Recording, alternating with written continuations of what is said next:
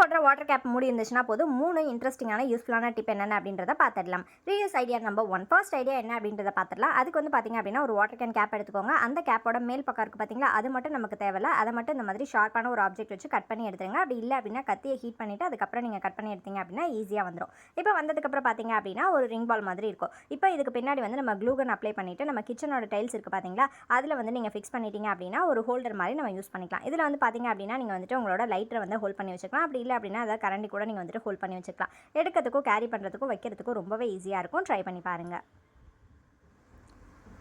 Reuse idea number 2.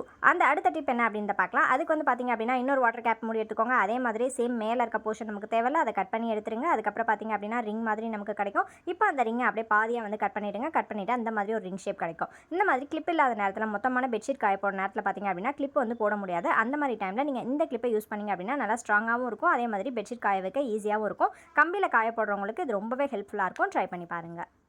Reuse idea number 3. அடுத்த idea ரொம்ப க்யூட்டான ஒரு ஐடியா அப்படின்னு தான் சொல்லணும். இதுக்கு எல்லோ கலர் மூடி இருக்கிற மாதிரி பார்த்து எடுத்துக்கோங்க. ஆயில் கேப் எந்த கேப் வேணாலும் எடுத்துக்கோங்க. பக்கத்தில் 2 ஹோல் வந்துட்டு அழகாக நச்சுன்னு வந்து போட்டுக்கோங்க. இந்த மாதிரி ஷார்ப்பான ஆப்ஜெக்ட் வச்சு போட்டுக்கோங்க. இல்லை கத்தியை ஹீட் பண்ணி கூட நீங்கள் போட்டுக்கலாம். போட்டு முடிச்சதுக்கப்புறம் உங்களோட கீ செயின் ரிங் இருக்குது பார்த்தீங்களா, அதை வந்து இது உள்ளே விட்டு அட்டாச் பண்ணிக்கோங்க. அட்டாச் பண்ணிவிட்டு கீ செயினையும் போட்டுட்டீங்க அப்படின்னா நம்மளோட சிம்பிளான க்யூட்டான ஸ்மைலி கீ செயின் வந்துட்டு நமக்கு ரெடி ஆகிடும். இதில் உங்களோட சாவி எல்லாத்தையும் போட்டுக்கலாம். அழகுக்கு அழகு சேர்க்கும் விதமாக பார்த்தீங்க அப்படின்னா இதுக்கு 2 கண், அதுக்கப்புறம் வந்துட்டு வாய் வந்து கிளிட்டர் ஷீட்டில் கட் பண்ணி ஓட்டிட்டீங்க அப்படின்னா நம்ம க்யூட்டான ஸ்மைலி கிச்சன் வந்துட்டு ரெடி ஆகிடும். இந்த மாதிரி பட்டுன்னு 3 டிப்ஸ் எப்போதுமே வந்துட்டு ரெகுலராக அப்லோட் பண்ணலாம் அப்படின்னு இருக்கேன். நம்ம பிடிச்சிருந்தது அப்படின்னா மறக்காமல் சேனலை சப்ஸ்கிரைப் பண்ணிக்கோங்க. தேங்க்யூ.